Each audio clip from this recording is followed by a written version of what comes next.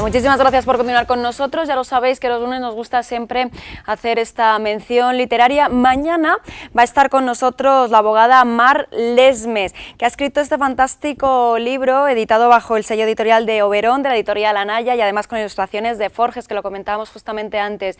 Bueno, hay que decir que es una guía muy práctica para poder conocer un poquito más de cerca el farragoso mundo de las leyes.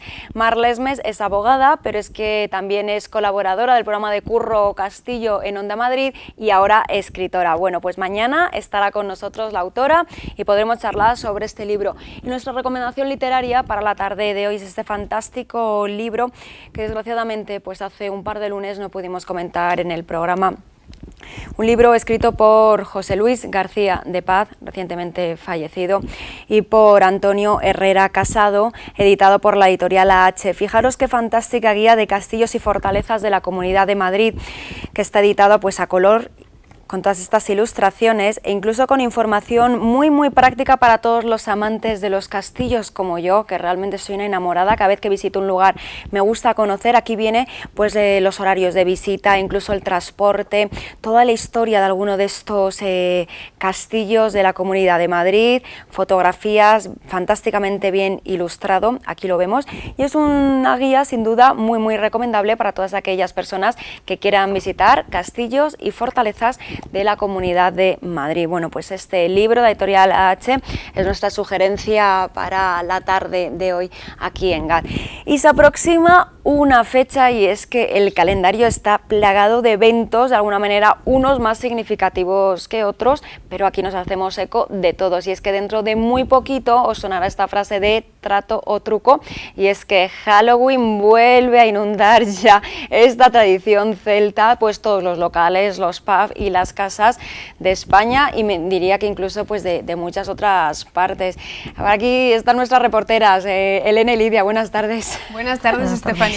Estamos ya preparando un programa especial de Halloween para el jueves. ¿Y vosotros sois más de truco o de trato? Trato, a ser posible. ¿Y tú? Yo truco. ¿Truco? Sí. Muy bien. Diferentes cada una de vosotras. cada, podemos compaginarnos y salir a hacer gamberradas entonces. ¿Cuando erais pequeñas lo celebrabais? No, yo la verdad es que no, nunca me ha gustado el afán este de hacer gamberradas. Algunas sí que he hecho de más jovencita, ¿no? Pues con 12, 13 años, pero no es una fiesta, la verdad, que celebre. ¿Y os disfrazabais? Yo a partir de los 12, 13 años sí, aunque la gente al principio no se lo tomaba muy bien. Eso de pedir por las casas era encima vestida de monstruo, de bruja, de Porque tal. además pedías por las casas, no Claro. solo salías de marcha disfrazada, sino que ibas pidiendo por las Claro. casas, de puerta a puerta. Yo creo que esto no lo he hecho en la vida. Sí. Pero tímida que soy, no me atreví. No, cuando empezó la tradición de Halloween, pues sí que nos disfrazábamos en el grupillo y venga, vamos a pedir caramelos y tal, pero la gente decía, pues ¿qué quieres? Estoy Magdalena, si quieres es que no tengo. ¿Y os no se daban esperaban cosas? eso. ¿Terminabais con botín? Sí, un poco escaso, pero bueno, algo había. Aquí nos vamos a disfrazar, no nos vamos a disfrazar el jueves. Yo lo que decidáis vosotras. Ya sabéis que yo me dejo arrastrar. ¿Os apetece o no os apetece? Caras monstruosas sí que acabaremos teniendo de la mano de Silvia Lasso, ¿no? Con este maquillaje en directo que ya hicimos el año pasado. Y bueno, el disfraz habrá sorpresas. Yo creo que habrá sorpresas, a ver con qué aparecemos el jueves. Has estado en la calle, ¿verdad, Elena? ¿Qué ambiente se respira? Hay un ambiente de Halloween, aquí en Guadalajara se sigue bastante, no se sigue, la gente es una fecha más, una fiesta más, los jóvenes. ¿Cómo lo has visto tú? Los jóvenes sobre todo están deseosos de que empiece ya para disfrazarse, para montar el jaleo por las calles. Sin embargo, la gente mayor yo creo que se lo toma también con un poco más de respeto por el tema de todos los santos y no terminan de aceptar mucho el maquillaje y el jolgorio que se genera en torno a Halloween. Pero bueno, ¿Te han dado ideas de disfraces? la gente tiene una imaginación tremenda. Por ejemplo, el disfraz así que más te llama la atención de aquellos que te han dicho. Un chico que le encantaba travestirse por Halloween, todos los disfraces que me han dicho era de mujer, y que pillaba cosas de su madre y tal, y se disfrazaba de enfermera, de bruja, de solterona así muerta. No sé, la gente está muy mal de la Supongo que cabeza. también en una época un poquito más sensible, imaginación al poder, la gente a lo mejor deja de ir a las tiendas de disfraces y a lo mejor tiende a hacerse más estos trajes con objetos reciclados, trajes reciclados y no lo sé. Todos aquellos con los que he hablado hoy me han dicho que tiran de cosas de casa. ¿Qué tienen en casa ya, no? O camisetas Customizan algo. rotas. Sí. Además, ropa que no tienen miedo a manchar. Ten en cuenta de que el maquillaje que se utiliza en Halloween es muy agresivo con los tejidos, entonces no se la juegan. sin desvelar todo, pero así para compartir un poquito con nuestra audiencia que nos está siguiendo. ¿Qué vamos a tener este jueves? ¿Podemos adelantar algo que estamos preparando? Bueno, lo que vamos a intentar es que... divertirnos lo primero. Bueno, primero divertirnos durante el directo. Y pasarlo bien. Y después que el plató tenga ese ambiente de Halloween, vamos a jugar un poquito con decoración de reciclaje, con cosas que tenemos en casa y hacer que esto esté más ambientado, ¿no? Y que realmente lo pasemos bien con este ambiente. Dentro del rosa vamos a hacer que cambie un poquito el color, hacerlo un poco más oscuro dentro de lo que podamos y también enseñar cómo trabajar, ¿no? Desde los más pequeños, que lo pasen bien haciendo este día un día de entretenimiento. Fácil para poder decorar, desde casa nos van a poder seguir fácilmente para que lo puedan hacer también ellos. Sí, aquí vamos a enseñar productos terminados, es un trabajo que vamos a desarrollar estos días y yo creo que será fácil, bueno, si me sale a mí tiene que ser fácil, así que los más pequeños que son más creativos todavía, seguro que lo van a hacer perfecto. Repostería, bollos, cocina, tú estás ahí con el tema de los fogones, ¿verdad? Sí, hombre, para dar un poco de ideas, porque cierto es que la gente cada vez se anima más a hacer Halloween en casa y llamar a los amigos e invitarles a algún aperitivo. Entonces, para que sea más o menos curioso, últimamente se están dando muchas recetas por internet, pues yo qué sé, para hacer de un plato simple de aperitivo una maravilla escalofriante. Yo creo que va a estar divertido. Por ejemplo, ¿nos puedes decir alguno de estos aperitivos que tú ya estás preparando? Pues mira, para los peques sobre todo me llamó muchísimo la atención una hamburguesa en forma de cabeza de dragón, o sea, con ingredientes típicos, los que puede llevar, pues bacon, la carne o lo que sea, la lechuga, las aceitunas. Con todos estos elementos iba formando una cabeza de dragón. Luego decorado, ¿no? Sí, con sus colmillos hechos con queso, la mar de curiosa. Yo creo que está divertido. Tenemos imágenes, lo vamos a mostrar y vamos a explicar cómo se prepara, cuál es la decoración y los ingredientes que lleva, ¿no? Sí. Para tener una merienda al más estilo Halloween y para que también seamos muy buenos anfitriones. Y lo que sí que vamos a tener es maquillaje en directo, ¿verdad? Va a estar con nosotros la colaboradora Silvia Lasso y un año más pues va a estar maquillando en directo, que además os va a maquillar a vosotras. ¿Habéis podido elegir sobre vuestra cara cómo queréis que quede transformada o también va a ser sorpresa para vosotras? Lo que queremos este año es que hubiera, al ser dos, un par de maquillajes distintos. Uno en relieve, que ya vimos el año pasado. Con cicatrices y sangre y todo. De ese estilo. Látex. Y otro maquillaje en plano para que cualquier persona desde casa, con maquillajes muy básicos, pues también pueda aprender un poquito y ver cómo crear un resultado terrorífico. Lidia, ¿y tú el jueves tienes concierto? ¿Repites? Repito concierto. ¿Y te vas a ir así? Halloween. No, te tienes que desmaquillar, claro. Me lo estoy pensando, hombre, luego lo de subir los vídeos con la cara así, pues no creo que sea muy factible. Bueno, es una experiencia más, también te digo, va a ser el concierto más diferente de tu vida, seguramente. Sí, va a ser la primera vez que actúo en Halloween. En Halloween, la verdad. Pero bueno, creo que va a ser bastante peculiar y qué mejor que un Halloween con música. ¿Fue bien tu concierto del viernes? Genial, increíble, inolvidable, un concierto muy acogedor, se creó muy buena sinergia, la gente cantó las canciones, al escucharlas se les quedó. ¿Y repites en el mismo sitio? Sí. Qué bien, felicidades, me alegro. Una sala pequeñita, así que a ver si la volvemos a llenar como el otro día. Imparable estás, ¿eh? Me encanta. Elena, ¿tú saltas luego de marcha? Pues yo no lo sé, quizá me anime, pero yo disfrazarme, eso sí que seguro me disfrazo. Así que aquí lo veréis. Bueno, pues ya tenemos este Halloween preparado, espero que os sirva de consejos alguno de los consejitos que vamos a mostrar aquí, también de los maquillajes. Silvia, como otras temporadas, otros años, nos va a dar unas clases muy prácticas de cómo aprender a maquillarnos de una manera pues muy sencilla. A veces vemos unos maquillajes espectaculares, pero realmente con unos toques maestros se puede transformar el rostro de una manera pues muy fácil. Chicas, gracias, nos vemos el jueves. A ti, Estefanía, nos vemos. Y vemos. seguiremos, claro que sí, preparando en estos días que nos restan este programa especial de Halloween. Pero es que el miércoles ya sabéis que lo dedicamos siempre a una charla en profundidad de 1 hora. Bueno, pues este miércoles también va a ser especial. Nos va a acompañar una persona muy querida aquí de nuestra provincia, José Antonio Alonso, es etnólogo, pero vamos a hablar de algunos ritos funerarios y de algunos monumentos que hay en nuestra provincia, todo vinculado, claro que sí, como apuntaba antes Elena, con el Día de los Difuntos. Vamos a tener un programa de 1 hora y vamos a poder mostrar un poquito de historia de nuestra provincia, y yo creo que va a ser también pues una charla sin duda ya muy interesante, porque nuestro invitado ya de per se lo es. Si os parece bien, nos vamos directamente con esta ráfaga de nuestros gata amigos, y es que aunque no llevamos mucho en esta temporada, apenas 2 meses, sí que ya hemos tenido unos invitados primeras espadas y desde luego de peso. Joy, Jorge Martínez, caricaturista, los ha podido retratar en su lienzo. Vamos a recordarlos.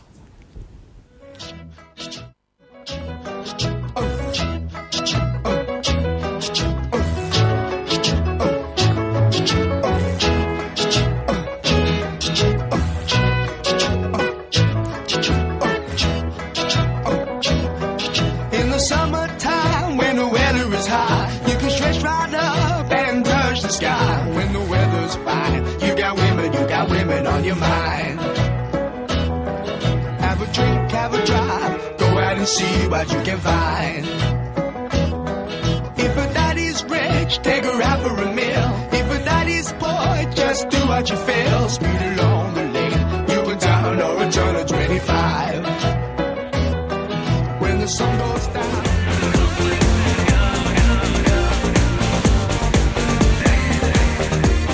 Damos la bienvenida a la doctora licenciada en medicina, pero además homeópata, Nieves López, y con ella vamos a hablar pues de un tema que es vinculadísimo con los hombres, porque a veces nos dicen que en este magazine hay mucha presencia femenina. Bueno, pues hoy es un tema para todos los caballeros que nos están viendo, porque vamos a hablar de la hipertrofia benigna de próstata. Bienvenida, doctora, muy buenas tardes. Buenas tardes, encantada de estar otra Encantados vez aquí. También nosotras de recibirla, y además es que siempre nos dicen que solemos abordar algún tipo siempre de patologías vinculadas con las mujeres, así que hoy nos centramos de lleno en los hombres, ¿verdad? Efectivamente, que no haya queja, y además es verdad que es una patología muy frecuente y que merece la pena que hablemos de ello y que se sepa cómo se trata con homeopatía y que se puede. Antes de nada, doctora, explicar a nuestra audiencia qué es la hipertrofia benigna de próstata o adenoma de próstata. Vale, bueno, pues efectivamente creo que sí que es conocido, no nos vamos a extender mucho, que la próstata es una glándula que se encuentra en los hombres en la parte inferior de la vejiga, y que la función que tiene es producir un líquido para vehiculizar los espermatozoides, para que puedan salir los espermatozoides. ¿A quién afecta? ¿A qué edades, sobre todo? ¿Cuál es Bueno, a partir de se puede empezar a por lo menos prevenir a partir de los 45 años, porque es a partir de ese momento cuando empiezan a dar los síntomas más frecuentes, esta alteración, que es un crecimiento de esa próstata. La hipertrofia, su nombre nos lo dice así, es un aumento del tamaño de la próstata, que no es maligno, tampoco siempre deriva en un cáncer, ni mucho menos, pero conviene detectarlo a partir de esa edad. ¿Suele, doctora, surgir en casi todos los hombres? No, pero en este momento podríamos hablar de entre un 40 y un 45% de hombres afectados por este tema de próstata. ¿En qué radica la causa? ¿Por qué? Bueno, lo primero quizá podríamos hablar de los síntomas, ¿no? Cómo se empieza a detectar. Empieza a aparecer una dificultad a la hora de orinar, porque el chorro de la orina es muchísimo más flojo. Por otra parte, hay una necesidad de orinar más a menudo, sobre todo por la noche, y también puede aparecer una pequeña incontinencia, es decir, que haya un pequeño goteo de orina que no se puede controlar, ¿no? El por qué aparece son causas hormonales, tiene que ver con un aumento en la cantidad de la testosterona, y eso provoca ese aumento de la próstata. Fernando, preguntas. Uy, muchas preguntas. Por Está favor. muy bien expresado gráfico. Gráficamente cómo es el funcionamiento de la próstata, pero no tengo ninguna pregunta. Yo también tengo algún problema en ese sentido, puesto que ya mi edad sobre todo, se incrementa, ¿no es así, doctora? Con la edad, ¿no? Sí, efectivamente, es lo que decíamos, es con la edad. Efectivamente lo que ocurre es que ese aumento del tamaño de la próstata, no lo hemos explicado antes, pero presiona en la parte inferior de la vejiga o también presiona en el conducto, en la uretra, por eso aparecen esas dificultades en la micción. ¿Cómo se puede curar, cómo se puede solventar con la medicina convencional y también con la homeopatía, doctora? Bueno, la medicina convencional utiliza fármacos que la función que tienen es un poco antiandrogénica, es decir, disminuyendo esas hormonas masculinas. claro, eso tiene un problema y es que se acompaña de algunos efectos secundarios que lo definen muy bien. Fernando pone mala cara. No, claro, por lo que va a decir la doctora, porque ese tipo de medicamento lo que haría si desciende el nivel de testosterona, ¿Qué pasaría? pues podría incrementarse la parte femenina de cada hombre. Bueno, yo tengo una parte femenina evidente, pero se incrementaría. Incluso a lo mejor peligrosamente. Ya está la señora presentadora y directora riéndose de lo que yo digo. No, yo sería más concreto, ¿no? Y diría que lo que ocurre es que hay dificultad de erección y dificultad de líbido, y entonces eso es un problema, ¿no? Importante. Más que feminidad, es que disminuyen las atribuciones masculinas, ¿no? Decíamos cómo se podía, de alguna manera, cuál es el tratamiento, si es que hay que tratarlo de alguna manera o hay que dejarlo estar. No, no hay que dejarlo estar porque sobre todo se puede tratar muy bien, y quería eso, advertir que en homeopatía se utilizan medicamentos derivados de una palmera que se llama Sabal cerulata. Es una palmera que crece en Estados Unidos, y de ahí se utilizan unas semillas y se hace una tintura madre y disminuye el tamaño de la próstata y disminuye además todos esos signos y síntomas que hemos referido antes. La mejoría es evidente en el caso de los señores que tienen este problema. ¿Los hombres que lo padecen tienen dolores, doctora? No, no tienen dolor. Mira, no tienen nada de dolor. Son esos síntomas que decíamos relacionados con la orina. Lo que ocurre que a veces alarma, y sí quería dedicar un poco de tiempo si podemos a ello, se detecta el PSA, que es una proteína que produce la próstata, y que en este momento también para prevenir el cáncer se mide en los hombres en los 45 años. Pero esta es una prueba, doctora, y corríjame si me equivoco, que no es muy fidedigna, porque a veces el PSA puede dar alto y luego que se crea una psicosis en el paciente y que el paciente no vaya a tener cáncer. ¿Esto es así o no es así? Parece ser que esa prueba se relaciona con la posibilidad de padecer cáncer de posibilidad, próstata. Y cuanto más alto, por eso digo posibilidad, ¿no? Cuando los niveles son altos, depende de los laboratorios, pero podríamos hablar que a partir de 5, que es como está calibrado, se puede considerar que hay un PSA alto. Yo quería explicar un poco qué es este PSA. Este PSA es una proteína que produce la próstata, que sirve para licuar y vehiculizar los espermatozoides, forma parte de este líquido prostático y seminal para que los espermatozoides puedan salir. Y normalmente esta proteína no pasa a la sangre, hay muy poquita cantidad en la sangre. Cuando se produce en exceso, entonces al pasar a la sangre nos da esos niveles más altos. Y se ha visto esa relación entre un nivel alto de esta proteína, del PSA prostático, con cáncer. Pero no todos los hombres que tienen un nivel alto de PSA tienen un cáncer. Por otra parte, es curioso, porque yo tengo algún caso clínico que puedo explicar en la consulta, cómo con este tratamiento que hablábamos antes de homeopatía, bajan estos niveles del PSA prostático y se equilibran. Se equilibra, pero se sorprenden los urólogos de que con este tratamiento se pueda normalizar ese PSA. Fernando, ¿alguna pregunta? Sí, yo también tengo ese problema y también me medico con homeopatía. Con la doctora Nieves López, ha sido quien me ha prescrito alguno de estos remedios homeopáticos, y a mí, como está diciendo uno de los casos, ¿te ha bajado el nivel? A mí me ha bajado también. Es algo que algún urólogo, hay diferentes corrientes en los urólogos, ¿no? Hay quienes prestan una atención relativa al PSA y hay quienes piensan que eso es la Biblia.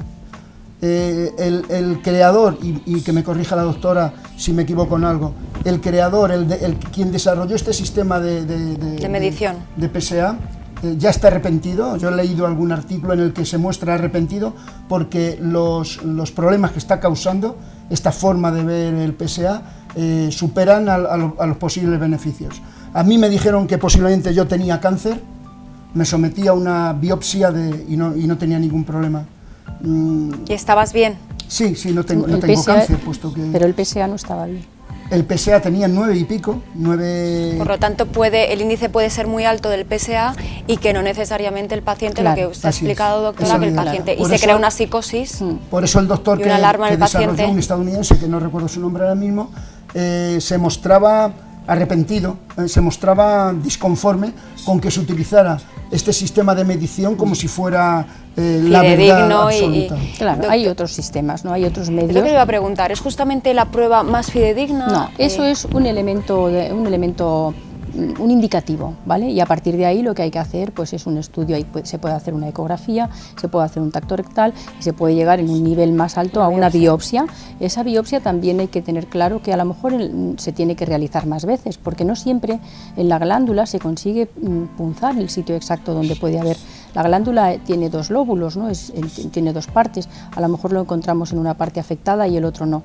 Entonces creo que es importante no desatender esos controles, pero no pensar que el único indicador es el PSA y que hay otras vías de solución que no solamente son la medicina convencional con los efectos secundarios que tiene que ver esos medicamentos, ¿no?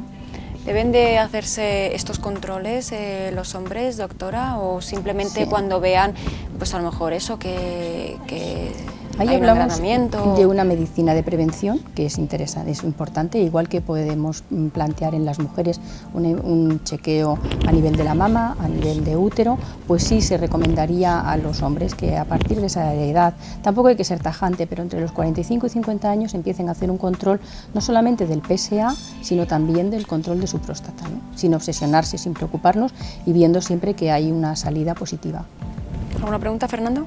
No, ninguna pregunta. Yo llegué a tener incluso una vez una retención de orina que me tuvieron que sondar y estuve 15 días sondado. Me dijo el urólogo que a partir de ahora en cualquier momento se iba a producir esa circunstancia y que además ellos no tenían ninguna forma de prevenirla o de reducirla.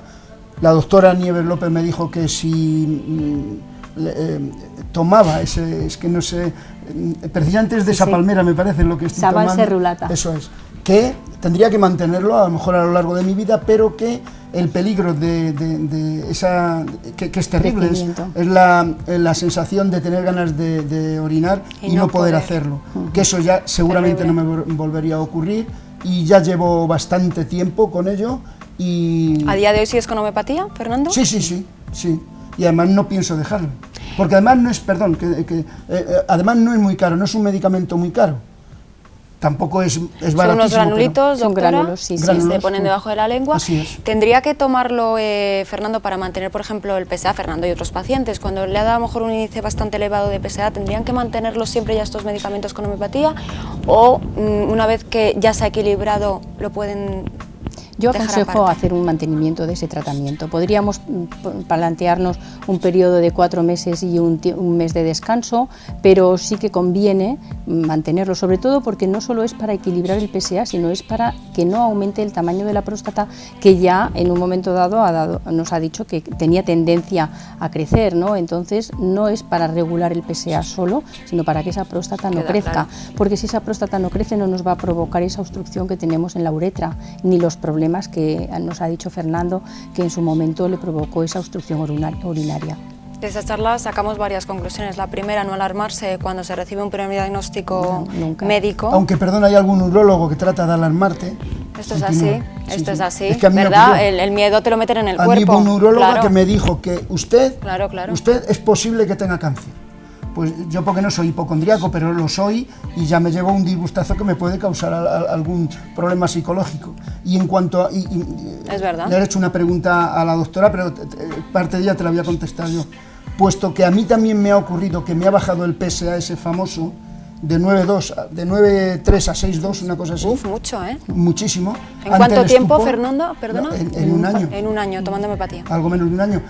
Ante el estupor del urólogo, que no entendía cómo podía ser, yo se lo expliqué, que estaba sometido al tomar homeopatía, estos medicamentos diariamente, y él se asombró muchísimo. A mí me ha rebajado, por tanto, yo voy a mantener esa toma mientras pueda. Claro que hasta el final. Doctora, hay todavía mucho escepticismo con esto de la homeopatía, por ejemplo, porque eso es lo que de alguna manera la homeopatía puede ayudar, pero la medicina convencional, ¿cómo ayuda? Cuando a un paciente como Fernando se le dice que tiene un PSA bastante alto, ¿cuáles son las alternativas?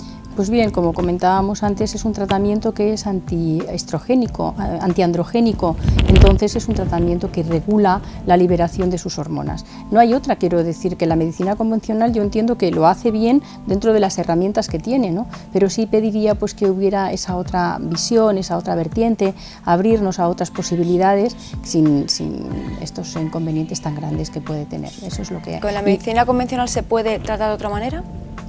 Bueno, luego optaríamos por la intervención quirúrgica, ¿no? Que es eliminar la próstata, quitar la próstata. Si va ocupando mucho espacio y obstruye mucho y la medicación convencional no es suficiente, pues la alternativa es la cirugía. No solamente cuando es maligno, sino incluso cuando no es maligno, pero es muy grande esa próstata y obstruye.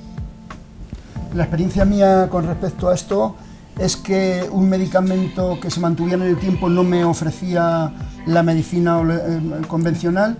Sí me dio un medicamento para los casos que iban a repetirse de inflamación de próstata y por tanto de retención de orina. Es decir, que era un medicamento que circunstancialmente lo tomaría en caso de que tuviera ese problema, pero no era una medicación que me garantizara que no iba a inflamarse, sino que una vez que se había inflamado me podían solucionar ese problema. Entonces a mí me parece mucho más adecuado tomar algo que además no tiene ningún tipo de efecto secundario, que me mantenga el nivel de la próstata, el tamaño en su justo, si no justo, tamaño. por lo menos deseable tamaño. Sí, que no genere problemas, ¿no? Doctora, ¿este tratamiento homeopático es igual de efectivo en casi todos los pacientes? O sea, quiero decir, el caso de Fernando es un caso generalizado. Sí, Generalmente actúa de una manera... Mi experiencia es que es igual de eficaz y que enseguida disminuyen los síntomas que tiene el paciente, enseguida porque al desinflamar, estoy utilizando una palabra que no es correcta en homeopatía, pero creo que se entiende muy bien, ¿no? Al desinflamar, al empezar a disminuir ese tamaño, los síntomas ya bajan.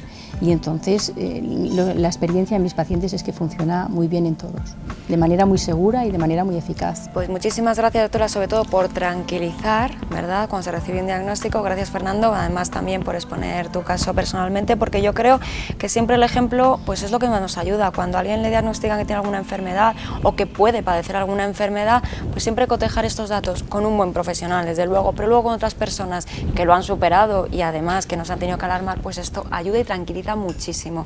Doctora, vamos a comentar este libro que hemos traído, ¿verdad?, también en el espacio de hoy, para que la gente que le guste la sección, pues que también vaya investigando y leyendo más por su cuenta. Bien, pues hoy traemos un libro, es un poquito más, bueno, no es complicado, no, más voluminoso, la palabra diría más voluminoso que otros que hemos presentado en las semanas anteriores. Es un diccionario de homeopatía. Es un diccionario de homeopatía, aunque parece voluminoso, se maneja muy bien, se maneja pues eso por orden alfabético, contiene además... ¿Lo podemos abrir un poco para ver cómo es el interior del libro? Contiene... Vamos a ver si lo podemos mostrar. Sí, ahí se nota, ¿vale? Ahí se ve.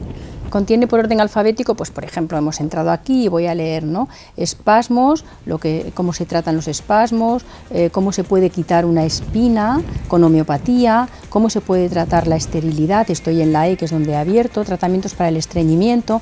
Entonces nos habla de forma muy práctica, y que yo siempre digo que lo que recomiendo aquí lo pueden utilizar nuestros pacientes. Lo que viene en este diccionario se puede utilizar a nivel doméstico y como explica en este diccionario.